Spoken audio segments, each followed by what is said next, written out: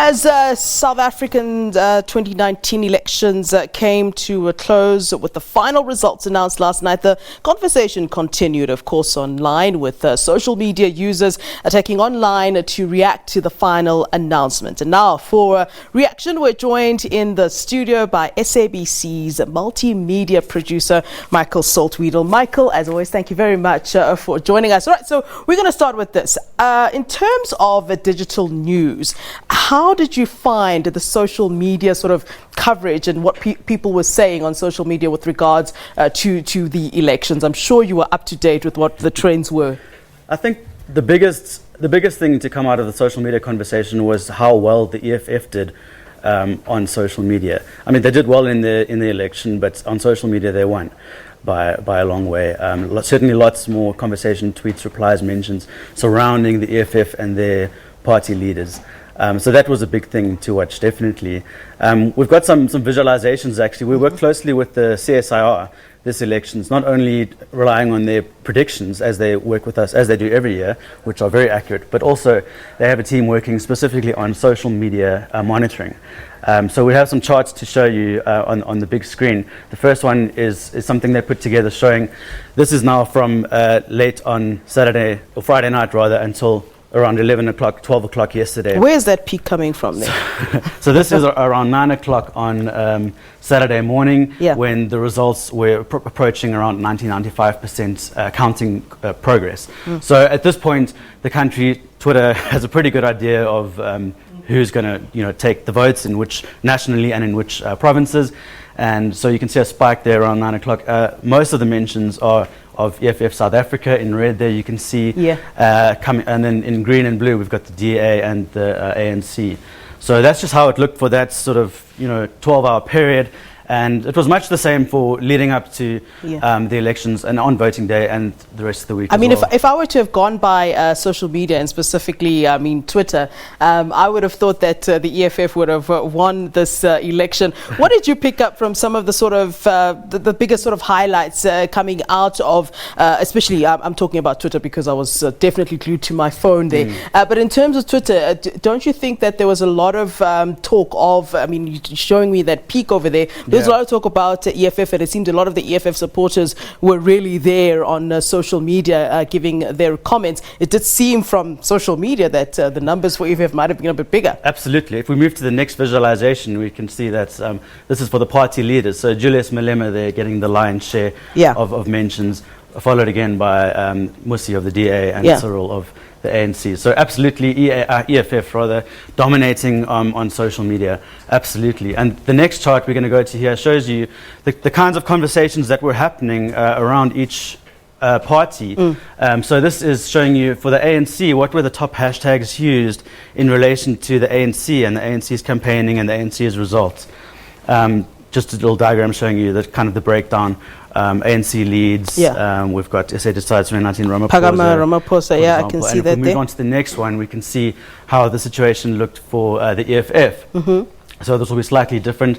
Your main hashtag for this election was election 2019 results, as well as hashtag SA elections 2019. I saw a lot of SA Decides as well. That as well, for sure. And then the third chart would show you the DA, the conversations around the DA as well. All right.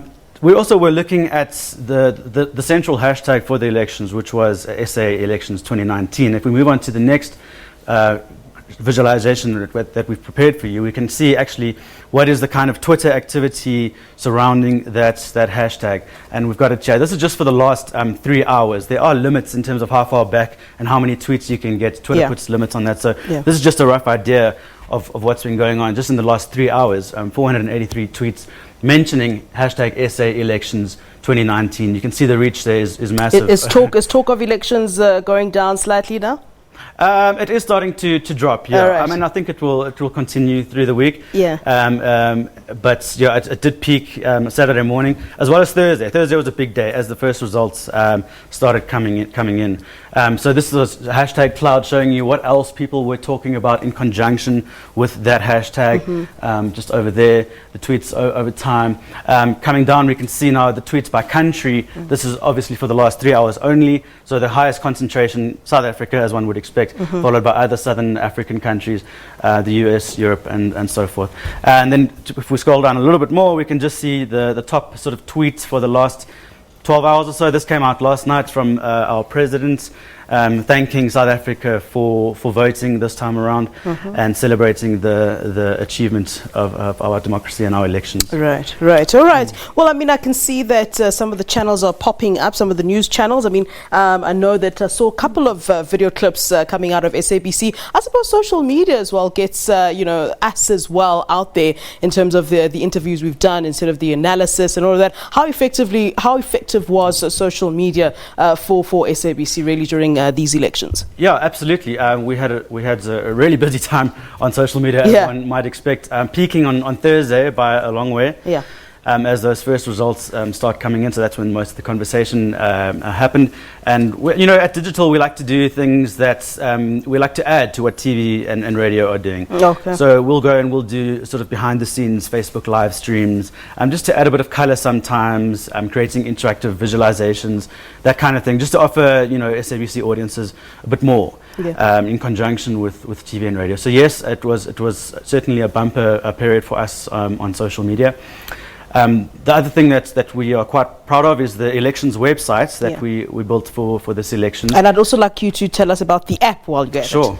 Yeah. So we're going to show you the elections websites if anyone hasn't seen it yet. It's elections.sabc.co.za. And I know we kept up to the minute in terms of the results as well. Sure. A lot of us as the presenters were actually using it on our desks as well. Yes. And going through what the elections sort of look like. So I think that was quite an effective one. Absolutely. There we go. So on the elections website, we have the results 29 component or section, and this is the elections website. You click on results 2019, you go to the section. You can drill down into the results for each province, as well as each municipality, as well as each ward, and even right down to the voting district level, which is something not seen or accessible on any of the other. And I must say it was a very easy one to use, and I'm not very technologically advanced, so it was very good. Yeah. So clear indication here of this is the final results. I'm counting progress at 100%. I see we've moved into the results here for the Eastern Cape legislature. Obviously 10 elections, 1 national, 9 provincial. We have a breakdown of the results for all of those elections. You can click into any of the municipalities. So if we go into, for example, the Eastern Cape again, and then we can go into any of the municipalities in the Eastern Cape or any of the provinces and see actually, okay, let's pick one of those. So here we are in, I can't quite see the name for this ward, but drilling down into the municipalities and wards, we can see what was the turnout in each municipality and ward, and what obviously the voting patterns were. Exactly. Right. Another nice thing about this site is that you can compare the results of these elections to previous elections, both in terms of the race for votes and the race for seats. If we move across to race for seats in our navigation on the left, this is a comparison to previous elections. But of course, the race for votes then becomes the race for seats, as we know how many votes parties are winning. This is for the National Assembly, showing you the seat allocation, the lion's share going to the ANC, 230, DA 84, FF 44, and the balance made up by the smaller parties. So we can also view this sort of seat allocation view. Great graphic. Yeah. We can view the seats as well for all of the provincial legislatures. Obviously, there are fewer seats in the provinces. There's not 400. There's, it ranges from, I think, 30 to about 83 or something. This would be for Gauteng. It's got 73 seats. That's it, yeah. This is who is going to rule or have power in the Gauteng, and we can do a similar look for all of the other provinces. So yeah, quite a comprehensive system showing you not only how voting results look like, but seat allocation, which is obviously very important now as well as we move into the new cabinets and things like that. All right, so I want to talk about the SABC app, which was launched recently heading into the elections. How easy is it to use?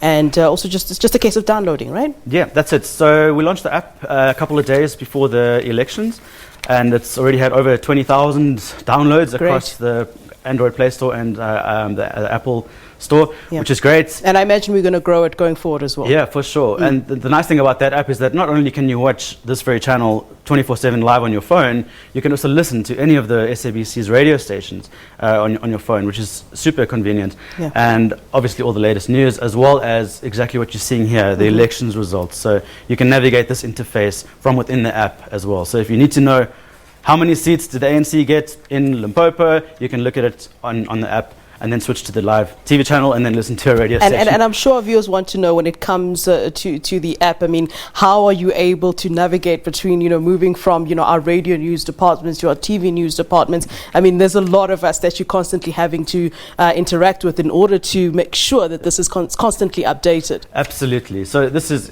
I guess, in a way, the glue that binds all those outputs together. So everything in one place, wherever you are. Yeah.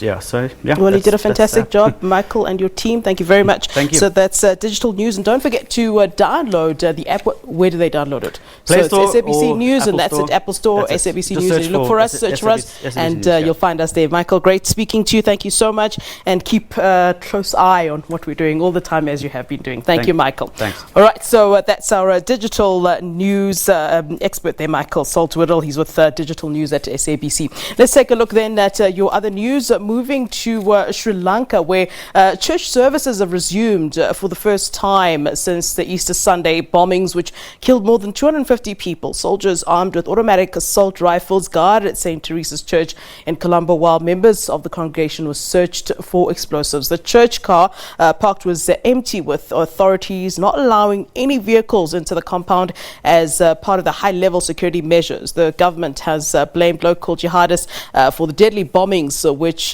targeted 3 Christian churches and 3 luxury hotels. Church leaders banned religious services in the wake of fearing they would again be targeted by militants. Catholic schools were also closed but are expected to reopen on Tuesday. Well, the United States' latest tariff hikes on Chinese goods have dented the prospects for the two sides to strike a deal on ending the trade frictions. This is according to a U.S. academic who also said that the U.S. business community had expected a trade deal between the U.S. and China and was surprised by the tariff increase, which will cause more pressure to them. The tariff increase was kicked in during the 11th round of a high-level economic and trade consultations between the two countries. The U.S. increased additional tariffs on $200 billion worth of Chinese goods from 10% to 25% on Friday, as the trade talks were still going on. President Donald Trump says it would be wise for China to act now to finish a trade deal with the U.S., warning that far worse terms would be on offer for them after what he predicted would be his certain re-election in 2020. At that point, there's no, you're sending a message, at least, when you're negotiating in these kind of atmospheres, that we're still not far. If they're really close, you wouldn't do that. You would push the deadline, as they've done in the past, to be able to do a little bit more fine-tuning the negotiation points. But there's still highly critical items in this between both countries that they're not even close. And so this is only putting the pressure back now on China to actually choose to react if they're not going to react and try to open the door, or to have a retaliatory effect, which I have a feeling they will if down that path. All right, more news after the break. Do stay with SABC News.